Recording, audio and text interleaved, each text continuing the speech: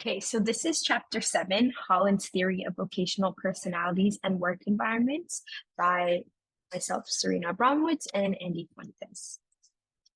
Okay, so to introduce this subject, Holland's theory is a person-environment fit, and it is considered an evolutionary extension of earlier trait and factor counseling. And person-environment psychology is grounded on the basic assumption that a reciprocal relationship exists between people and their environment. And part of Holland's theory's appeal is due to the idea that what its premise is based off of.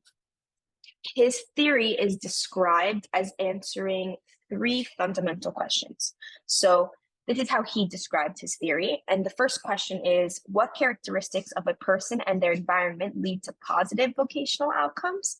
And what characteristics of a person and their environment lead to negative vocational outcomes? The second question is, what characteristics of a person and their environment lead to career stability, and how do they change over the lifespan? And number 3 is, what are the most effective ways of providing assistance to people with career concerns? So this theory is based on the underlying premise that a career choice is an expression of one's personality, and that members of an occupation have similar personalities and similar histories. So I'm in a workplace and I am very social. I want to be a psychologist. So usually the office that I'd be working in would be filled with other psychologists, right? So that's the idea that people and their coworkers have similar personalities and similar histories.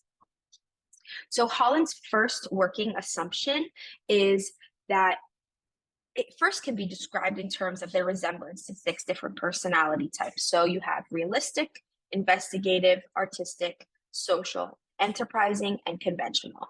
And in a few slides, I'm going to explain each one. And each personality type has a characteristic set of attitudes and skills, which I'll show you, to use in response to problems encountered in the environment. And each one encompasses preferences for vocational and leisure activities, life goals and values, beliefs about yourself, and problem-solving skills. Here's a table of the characteristics of Holland's personality and the environmental types. So realistic types generally like to work with things more than with people. They're often described as genuine, sensible, practical, natural. Investigative people are typically like to work with ideas more than people or things. So they're logical, curious, intellectual, cautious, quiet, and modest. An artistic person usually likes to work with ideas more than with things. So they're usually described as open, creative, independent, emotional, impulsive, and original, like an artist, right? The social type, which I would say I am myself, typically like to work with people more than with things. So people like me, we're described as maybe helpful, understanding, responsible, warm, cooperative, convincing, friendly, kind, generous, and patient, which hopefully a person who wants to be a psychologist has those characteristics, right? The next one is enterprising. Enterprising types generally like to work with people and ideas more than with things. So they're usually outgoing, adventurous, sociable, optimistic, and self-confident. And the last one is conventional.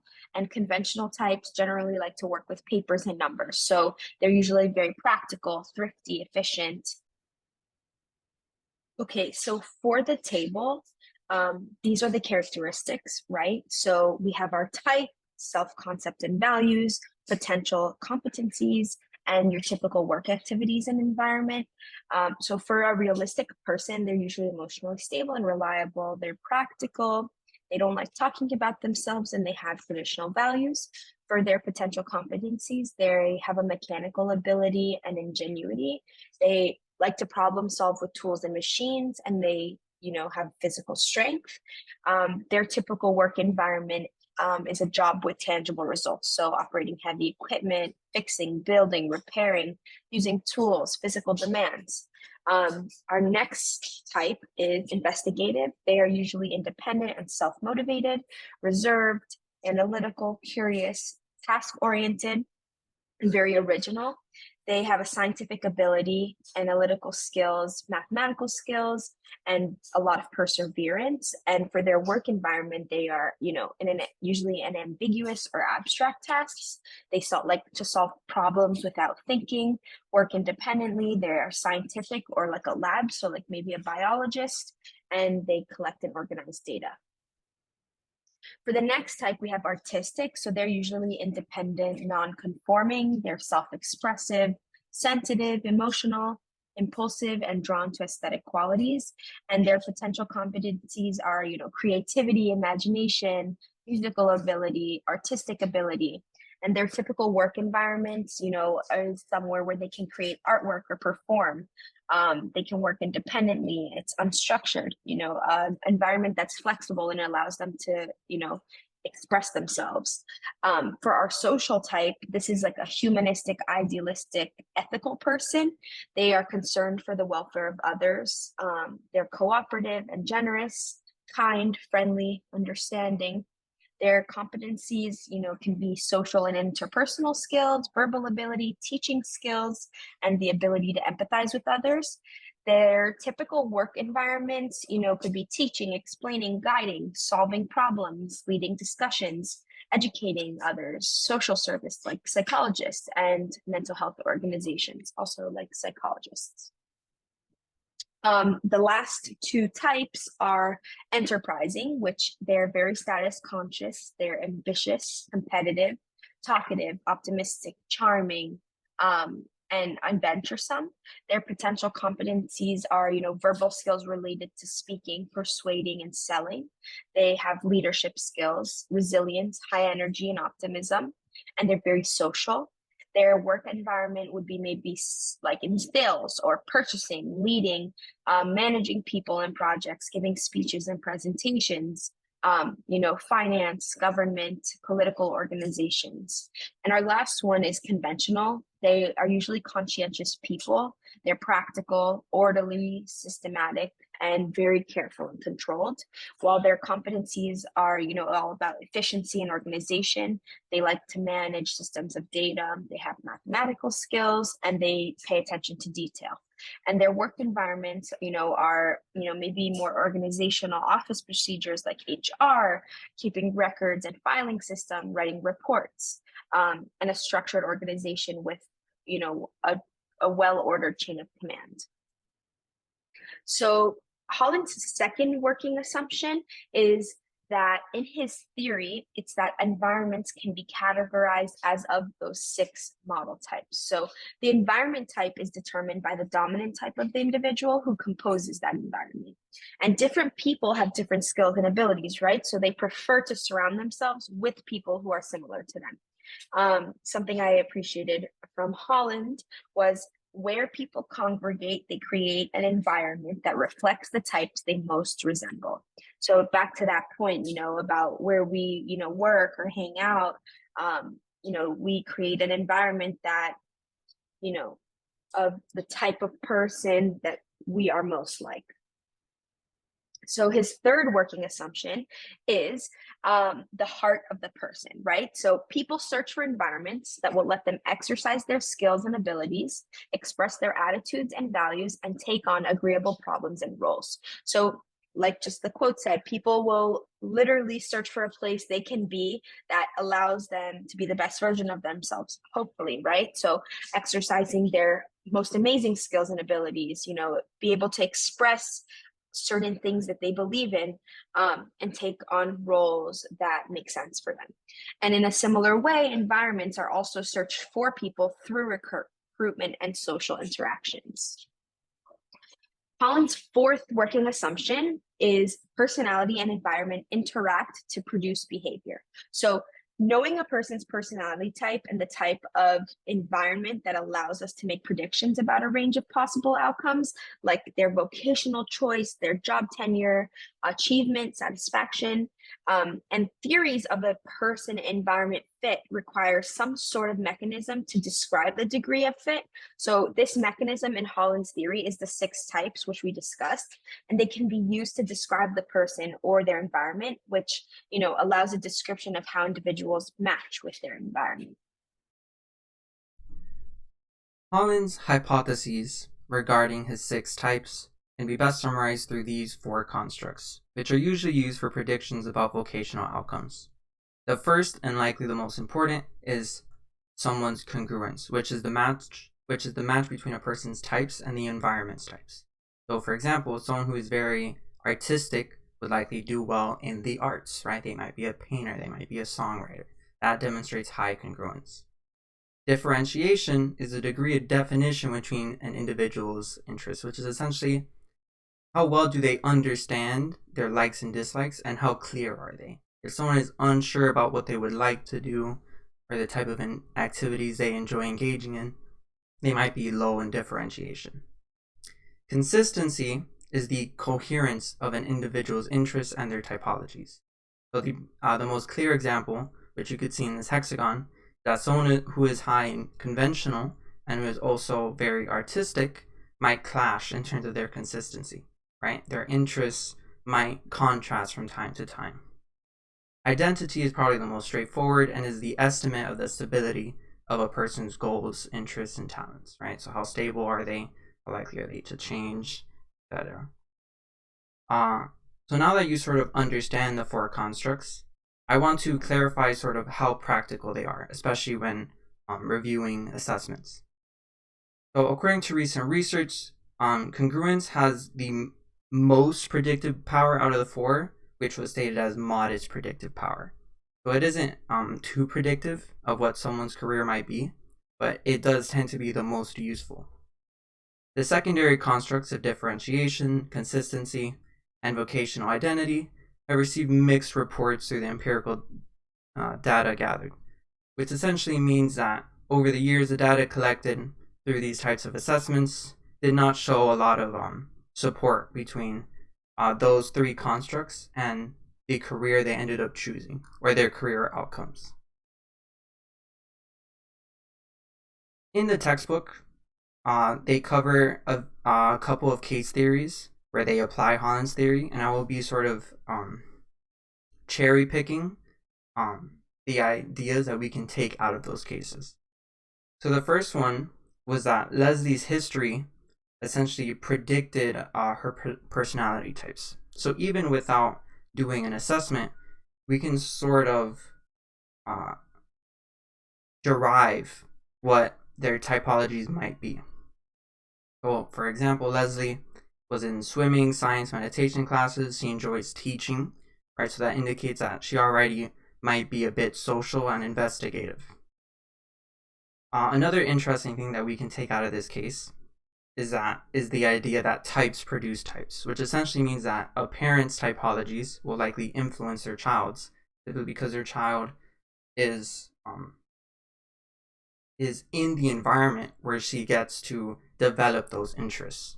So if a daughter has a father who is constantly working with technology, she might be fairly tech savvy as she gets older. There's another example here at the bottom. Another thing that we can derive sort of from this case is that a person's past can be a great predictor of what she can do in the future, or the incompatibility between certain things. So for example, Leslie chose a math education, but she had some difficulty making these types of careers, right? And so highlighting your dilemmas in the past can sort of be used as a basis for how we could solve future dilemmas. So where someone struggled in the past might be an indicator that that's not the direction we should go to in the future. So what are the directions and implications for doing career counseling using Holland's model and his theories? Well, the 2 main questions for this theory is, at what kind of work will I be happy, and will I be able to perform the job well?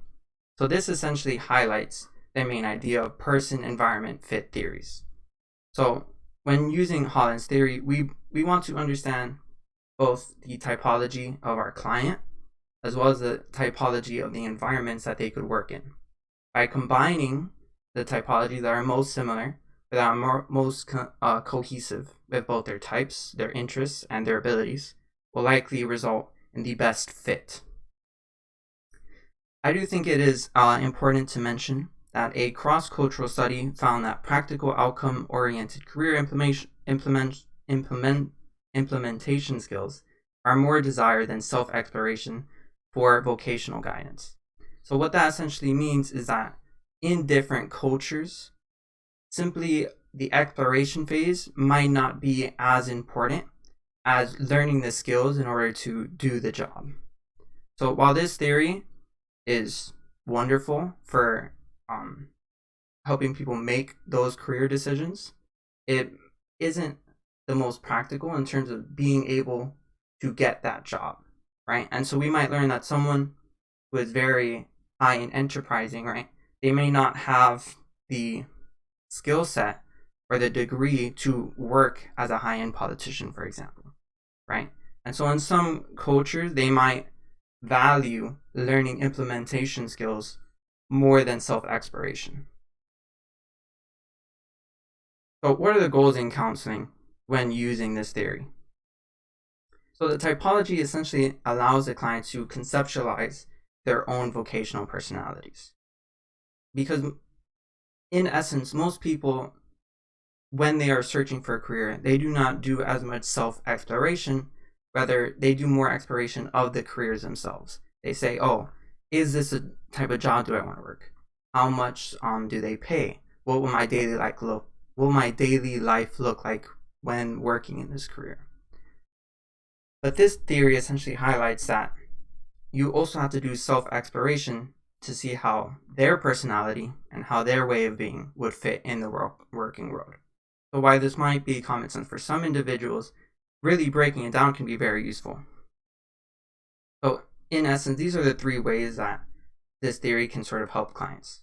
It can help them make career choices by helping them understand their career personality. It can help them be more satisfied with their career, right? So they might already be working in an industry, but they might not be working the best position in that industry based on their typology, right? And so we can assist them in finding that best fit or the best responsibilities that they could have that would be the most engaging for them. And we can also help them implement their career choices, which is, okay, now we understand what you want to do. How are we going to get you there? Which is essentially the implementation side of it. In essence, the counselor attempts to increase congruence between vocational personality and the environment, right? So if you remember, congruence is essentially how well do their typology mix the typology of the environment. Are their interests cohesive with the environment that they are going to work in? So the interventions within this theory are mostly assessments, right? So we have to understand their types, and we have to choose interventions that will sort of assist us in understanding how they might behave in counseling and in providing them direction as well.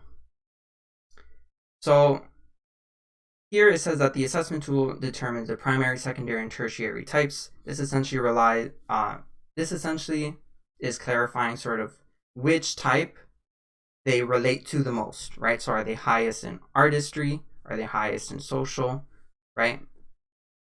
And so these are some of the assessments that you might use. There is the strong interest inventory, which does relate to the 6 typologies or refers to them occasionally. The ONET interest profiler.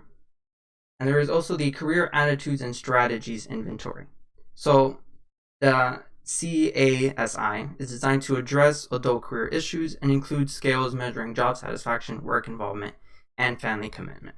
So if we look back in the goals, right, it would be more useful in these 2 ways, right, in making them more satisfied and for helping them implement it. And so that's sort of the stage in which you might want to use this particular tool. The last one is the self-directed search, which was designed by Holland himself, which we will actually be covering as our experiential activity. For our experiential activity, we're going to be covering a report, an example report, of the self-directed search. So, from the professional's perspective, this is what a report would look like. It's going to show us their scores, as well as this table. If we look at the client side, client side's not working. If we look at the client sides of the report, The professional has both the scores and this table, which summarizes how they scored in each question category. Whereas the client will only see this table because it's more simple and it's easier for them to understand. It also includes introductions and sort of an explanation of what exactly this report is going to do and what's included in it. But first, let's focus on the professional side of the report. So as we can see, this client is very high in social, and then the next most important type is artistic and enterprising, right? So her summary code would be SAE. But we would prefer to find some sort of occupation that has at least 2 of these, ideally 3. And if we look at her summary table, we can see that she scored very high in social, both in her activities, her competencies, and her occupations. So this sort of dictates that when we are sort of discussing what career she should go into, whether or not she can implement her social skills is probably going to be one of the most influential factors. It's also fairly interesting that her self-estimate was actually fairly low. So she might not even consider herself to be very social, but these scores indicate that she is very capable. This report has different sections. So first, it does provide a sort of summary of the RACIC types. So just through looking at these, we can sort of understand that she's very artistic. She likes to be around other people. She can teach or counsel very well. Enterprising, right? She has leadership and speaking abilities. She likes to influence people, maybe money and politics. So just based off this and her scores, we can sort of get an understanding of how she might behave in the counseling setting. So someone who is social, as we mentioned before, is going to have very high verbal and social skills. So within the counseling context, she might already be very engaged in the discussions. Because she is artistic, we do have to keep in mind that she is likely very creative and she likes original ideas. So just off of that, we should try to enable her to bring up her own ideas. And then enterprising, that's actually an interesting one in terms of the career counseling context, because it might hint that we should focus on activities or occupations that have a lot of growth potential and that put her in a position to sort of work with people and not necessarily give directions, but be a commander, be a leader, right? We want to be able to put her in positions where she can lead because her social skills are incredible. So if we mesh these 3 together, her tertiary type might be, her tertiary type might recommend that as a counselor, we should attempt to make our discussions as open-ended as possible. The more structured our discussions and the more structured the sessions, it might limit her free-willed personality, and she won't be able to utilize sort of her verbal skills and her ability to come up with these original ideas or these original solutions, right? As she is engaging in the conversation, we can then sort of direct her energy and her ability to create these ideas and her ability to understand herself, right? As we go down the report, it sort of shows us a summary and it indicates occupations where she might work. And it also shows us the type of degree required for that work. Which this is arguably one of the most important sections of the report because not everyone is willing to put in a lot of years into education, right? So someone might want to start working immediately, whereas someone might be looking for a career, maybe looking to make a career decision in terms of what educational pathway to take, right? So we have to consider not only the amount of time that she's willing to put in to achieve her career goals, but also how immediately she has to start working. In this case, it's a she. And so these show all the various occupations. The next one are fields of study. So this would be more so in advising educational goals, what type of degree they want, what type of fields they want to study in. And it sort of lists them in order of what's most likely. There's also leisure activities, which is important because it also helps us sort of it helps us understand what they might be interested in, and it also provides them opportunities to engage in these activities and see if they like them or not, right? Because how engaged they feel while exploring these activities might be good indicators of if these activities are something that they would implement in a career setting. And then this is another important section, which is the aspiration summary code. So while they are taking this assessment, they're going to be asked essentially what they aspired to be growing up, or what they currently aspire to be. And we can notice that for this client, their codes do not line up with their typology very well. They are social, artistic, and enterprising. All of these three aspirations, they're lacking a sense of creativity. For this client, these aspirations might be very difficult, right? Because she is someone who enjoys being original, is likely very high in creativity, and thus these careers, nurse, clinical nurse, dietary manager, they might feel too repetitive. They might not allow her to sort of explore the various options and to work with people in a way that inspires improvement and that inspires originality. She actually has very high congruence, right? So this essentially means that the careers indicated for her, as well as her typologies, mix very well together, whereas her aspirations did not. This also offers sort of a discussion of how you could address the fact that her aspirations don't have a lot of coherence with her typology, as I mentioned earlier, right? So in a career setting, this is actually an ideal situation for starting a discussion of, okay, these are your aspirations, these are the type of careers that you would like to work in. Why exactly do you want this to be your career? And allow me the time to explain to you what your typology means for what you're capable of, and for how it represents your vocational personality. And then once you start that discussion, you can sort of start to understand why she might have been looking for those careers, right? It could just be that, for an example, maybe she wanted to be a nurse because she simply enjoys helping people and she wants to put her in a position where she can assist other people directly. But there are actually other career paths that could match that same purpose, but also match her creativity as well. So one of the first recommendations, if I remember correctly, was actually counseling, which counseling is fairly high in originality because you have to have fairly high critical thinking and you have to be able to come up with unique approaches for every client that you come across, right? And so you might go through the various occupations and be like, okay, well, now that we have an agreement of why those were your aspirations, how are we going to use the purpose and what exactly you were searching for in a career to find an occupation that fits you more? So that's a good summary of how you would use this professional report to sort of address the client in a counseling setting.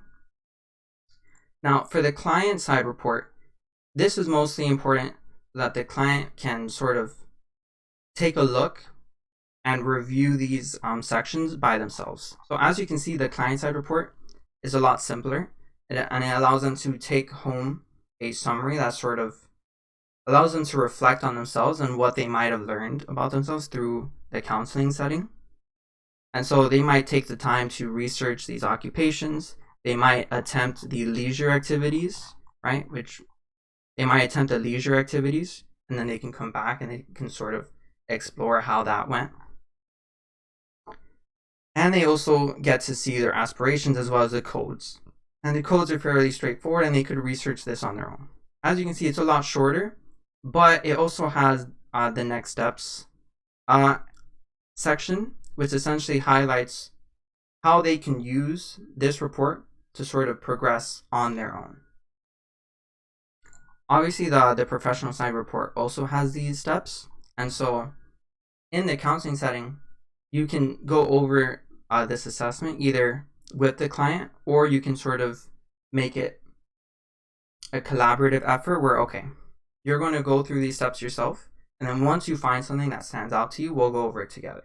And so you have various options as a counselor for how you want to utilize the results of this report.